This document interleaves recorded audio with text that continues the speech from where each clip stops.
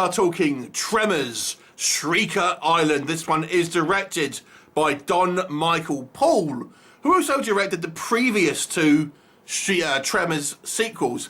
And this one once again stars Michael Gross as Burt Gummer, who has been the face of the franchise, at least since the third film.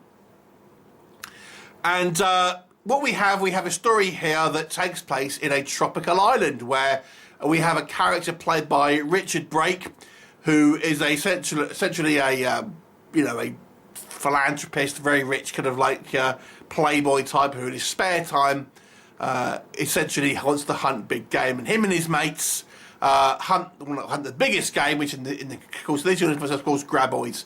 So he has essentially genetically modified 4 Graboids, put them on a private island, and let his rich pals hunt them for sport. And of course, things go wrong. They get into a neighbouring island, and then they call, of course, Burt Gummer to come and sort it out. So the Tremors franchise is 7 movies old now. This is the 7th movie, and you had a short-lived TV series as well. And as I say, Burt Gummer character is now the kind of really the main, obviously, character in this franchise.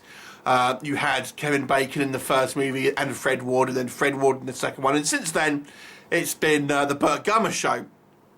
And he's quite a fun character, I will admit.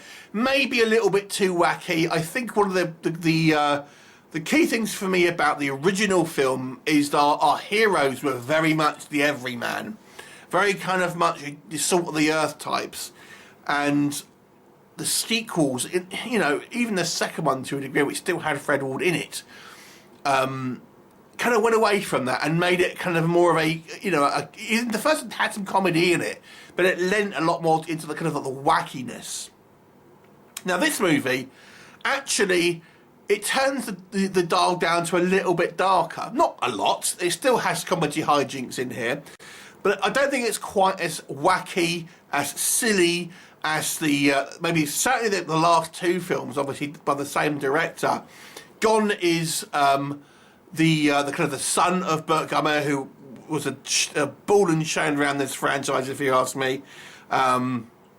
You've got John Heder as a kind of like an apprentice now, really, but even though his character is more or less a caricature, I didn't mind him.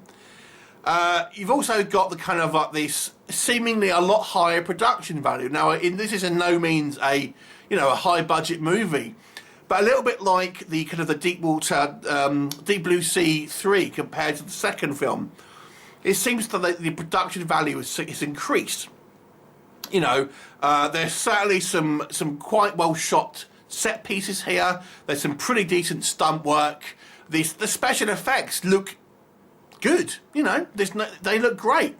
When we see our Graboids and stuff, I think they are done to a high standard. There's only a couple of instances where some of the Shriekers that are on fire look a little bit fake, but I've got to say, for the most part, the effects are great. And Michael Gross's character is just dialed it down just a notch to make him kind of less of a wacky, caricature, and just a little bit more of an interesting character, I feel. A little bit more pathos. Certainly the beginning of the film, where we kind of see him on his retiree island and all of that. I kind of quite like that.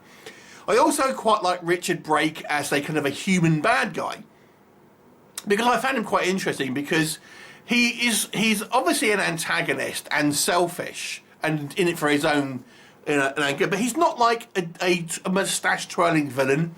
He doesn't seem to be like murderous or really kind of want anything. He just wants to kind of have his hunt, really, and nothing else will really kind of get in his way.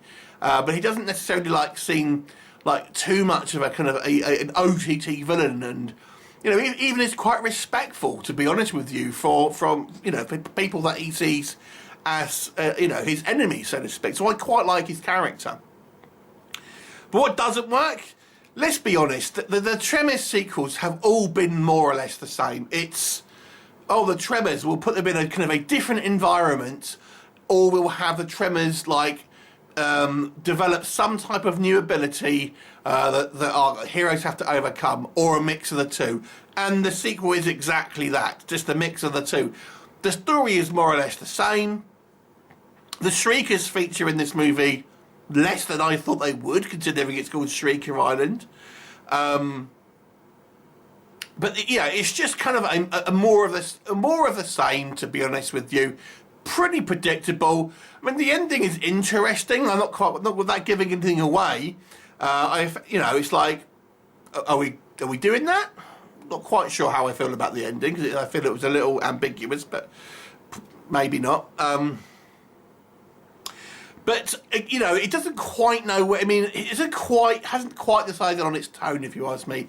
The movie still hasn't got to the kind of, like, I think, the feeling of the first film. I think the idea here is to try and have a little bit more of a sober film, and try and make it a bit more believable characters, but it doesn't fully commit.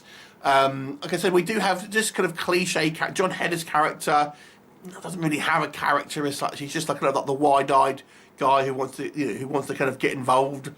There's like a woman on the island who just seems to be a Burt Gummer fanboy, fangirl.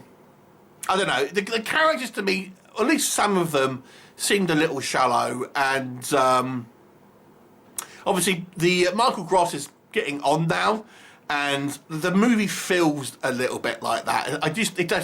He just seems to be a little tired in the role. But I do think this is an improvement on the last, the latter sequels, and more in the long lines of the first two sequels, which, although they weren't near as good as the first film, I would say they were at least fun and watchable.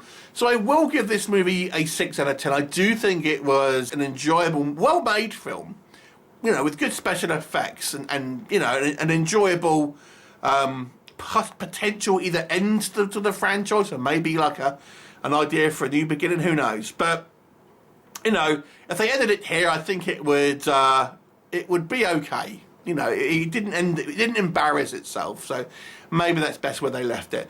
6 out of 10. Have you seen it? What did you think of it? Leave me a comment, and I'll look forward to seeing you next time. Bye for now.